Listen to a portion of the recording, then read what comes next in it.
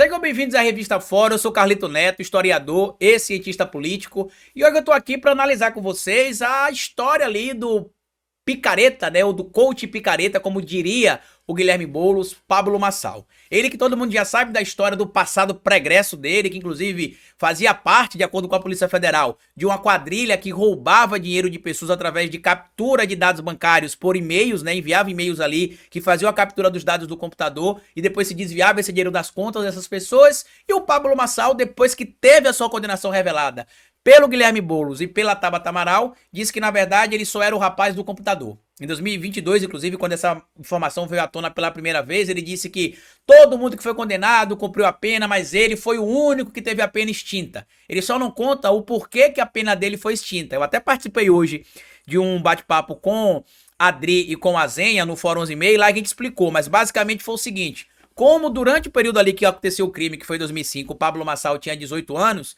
então ele tinha menos de 21 e mais de 18. O que é que a lei brasileira diz? Para pessoas que cometem crime nessa idade, o prazo para prescrição do crime é de metade. Então a pena do Pablo Marçal se prescreveu. Por quê? Porque ele foi condenado em 2010 a 4 anos e 5 meses, ou seja, regime semiaberto. Só que ele entrou com um recurso que só foi julgado em 2018.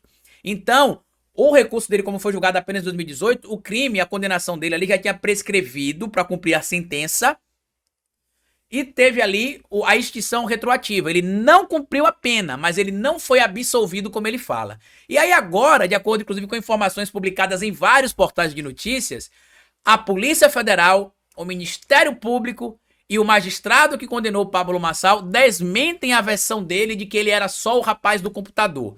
Alguns portais, inclusive, trouxeram o seguinte aqui, ó. Pablo Marçal indicava vítimas à quadrilha e tinha conhecimento de fraude, aponta a investigação após prisão em 2005.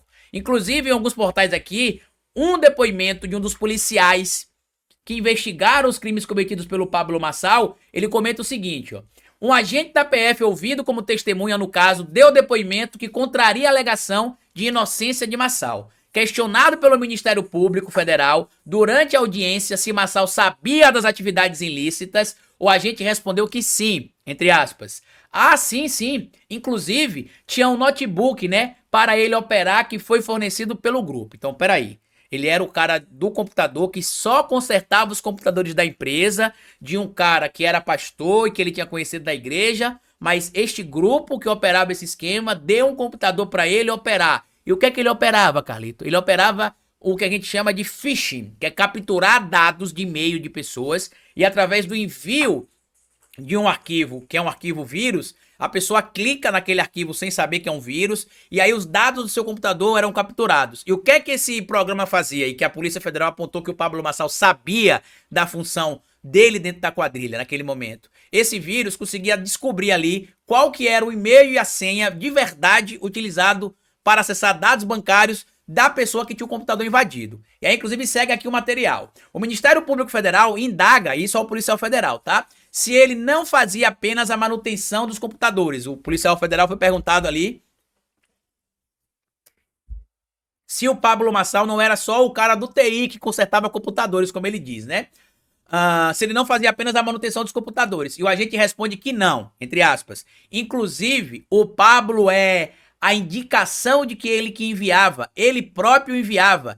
Isso demonstra que ele sabe enviar os e-mails que eram enviados pela quadrilha para poder roubar os dados. Em depoimento, Marçal negou fazer o envio dos spams, mas disse que um acusado pedia às vezes para que ele apertasse o botão para que um programa que fazia isso reiniciasse quando estava operando. O policial afirma ainda que Marçal também deu, entre aspas, colaboração na elucidação de alguns pontos da investigação. E a promotoria responde que isso seria levado em consideração pelo juízo. E aqui é importante porque, vamos lá, como é que ele não sabia de nada, mas ele conseguiu colaborar com a investigação? Sabe como que ele colaborou com a investigação? Ele não sabia de nada, mas ele sabia como é que a operação do golpe era feita. Inclusive ajudou a polícia a entender um pouco mais de como era feito o esquema. Inclusive, segundo o próprio Marçal disse, de acordo com as informações do inquérito e do próprio julgamento, que ele chegou até a ouvir do rapaz que contratou ele, que um dos rapazes que trabalhavam para ele fazia ali e-mails e criava sites para poder roubar e-mails de pessoas.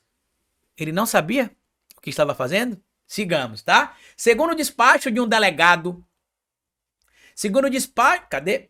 O MPF não considerou crível a versão do desconhecimento dos fatos por Massal, tendo como um dos motivos os próprios depoimentos dele sobre o assunto, no qual dá-lhes detalhes relativos ao caso. Ou seja, eu não estou envolvido com o crime, mas eu sei tudo sobre o crime.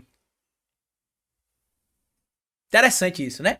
Segundo o despacho de um delegado da Polícia Federal, Massal informou que líderes da quadrilha também mantinham um escritório onde estavam instalados computadores utilizados no esquema de transferências fraudulentas via internet. A condenação de Massal se deu em 2010 e, na ocasião, ao condenar Massal a 4 anos e 5 meses de reclusão, o juiz disse que ele teria tido um papel secundário na quadrilha, ou seja, ele não era o escalão principal ali, mas ele tinha participação. Sua pena foi extinta em 2018 por prescrição retroativa, já explicamos aqui inclusive por que teve essa prescrição, né?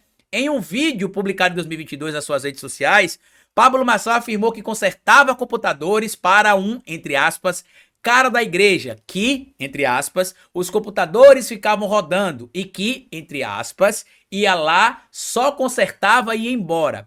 Ele afirmou que todas as pessoas foram condenadas e cumpriram a pena, sendo que só ele teve a extinção da punibilidade, que a gente já explicou. Ele não teve a ausência da condenação, mas a extinção da punibilidade porque a condenação, o cumprimento prescreveu por conta de, na época do crime ter sido cometido, ele era maior de 18, menor de 21, e aí para pessoas nessa idade, o prazo de prescrição se reduz pela metade. Se aí o crime prescreve em 10 anos, cai para 8. Se prescreve em 8, cai para 4. Se prescreve em 6, cai para 3.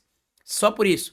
Ele não foi descondenado, como eles costumam dizer que aconteceu com Lula. Ele não foi perdoado. E aí tem um fato importante aqui, inclusive, que em um trecho da decisão tomada aqui pelo juiz, que condenou o Pablo Massal, ele diz o seguinte, ó. Na sentença, o juiz acrescenta que não é, entre aspas, razoável capturar tantos e-mails para fazer simplesmente publicidade de um médico. Por que isso, Carlito? Porque o Pablo Massal disse que ele só capturava os e-mails porque o cara que contratou ele disse que ele tinha de capturar os e-mails para fazer publicidade para o médico. Só que o médico vivia viajando, como disse o próprio Pablo Massal. Um agente da PF que prestou depoimento também afirmou que Massal sabia das atividades ilícitas e que usava o computador fornecido pelo grupo para a finalidade. Outro ponto importante também para a gente trazer aqui, sabe o que é? Cadê? Para vocês entenderem. Tá aqui, ó.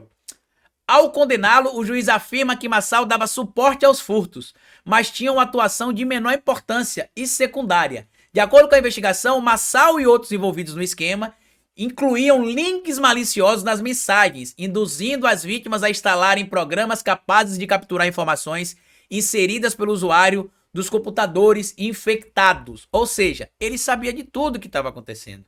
Não existe esse papinho de que ele não sabia, de que ele não tinha compreensão, de que ele era só o cara do TI, né? Que ele apenas era um cara que foi usado, que só cuidava da parte de informática. Não, ele tinha conhecimento do que estava acontecendo. A polícia confirmou isso. O Ministério Público confirmou isso. A condenação do magistrado confirmou isso. Mas eu pergunto para vocês que acompanham a gente aqui na Revista Fórum, que acompanham a minha análise aqui com frequência. Vocês acham que o Pablo Massal está preocupado com o que vão achar da imagem dele? Ele já venceu a eleição em São Paulo. E quando eu falo venceu, não é porque ele foi pro segundo turno, não é porque ele foi eleito prefeito, ele já venceu. Ele já conseguiu aparecer nos maiores veículos da mídia do Brasil, de graça, sem pagar nada, onde ele tinha tempo para ele falar o que ele queria dele e não o oposto, não os veículos falando sobre ele, como acontecia, né, anteriormente. Ele só aparecia nesses veículos gerando problemas de botar pessoas em risco de vida, denúncias graves, acusação de suposta lavagem de dinheiro, falsidade ideológica. Agora ele participa falando em sabatinas por cerca de 1 hora e nos debates dentro do tempo que ele tem espaço. Quem trabalha com marketing digital e quem trabalha com o tráfego pago sabe como é difícil conseguir uma audiência engajada, como eu já citei aqui em algumas oportunidades, na internet. E o Pablo Massal já conseguiu mais de 1 milhão de seguidores de um mês e meio para cá. Até o dia 6 de outubro, quando acontece o primeiro turno das eleições, ele vai conseguir provavelmente entre 3 e 4 milhões de seguidores engajados, que vão comprar produtos dele e que vai botar um monte de dinheiro no bolso do Pablo Massal. Além disso, a campanha dele, inclusive, ele tá fazendo pedindo Pix a você. Ele disse que não vai usar R$ 1 de dinheiro público, mas tá pedindo Pix a você. Um cara que tem um patrimônio de mais de 200 milhões de reais. Então, sim, de acordo com a Polícia Federal, o Pablo Massal é quadrilheiro, tá bom? E se você mora em São Paulo e quer apoiar um cabra como esse, Só desejo sorte, porque uma cidade que não elegeu o Tarcísio, uma cidade que não elegeu o Bolsonaro, uma cidade que não elegeu a Carla Zambelli no Eduardo Bolsonaro, que não elegeu também o Marcos Pontes e que não elegeu o Tarcísio, acaba elegendo o Pablo Marçal, é uma vergonha. Se bem que eu vi aqui que as últimas pesquisas Atlas Intel coloca de novo o Boulos na frente ali do Ricardo Nunes com mais ou menos 6 pontos de vantagem e eu tenho certeza que a população de São Paulo vai saber votar corretamente no dia 6 de outubro. Grande abraço para vocês, compartilhe esse vídeo nas redes sociais, me siga aqui no YouTube no meu canal, O Historiador, e se quiser saber um pouco mais sobre a minha campanha eleitoral aqui em Aracaju, me siga no meu Instagram, Carlitos Neto, e você vai saber de tudo que a gente tem para apresentar lá, tá bom? Grande abraço e até a nossa próxima análise aqui na Revista Fórum. Tchau!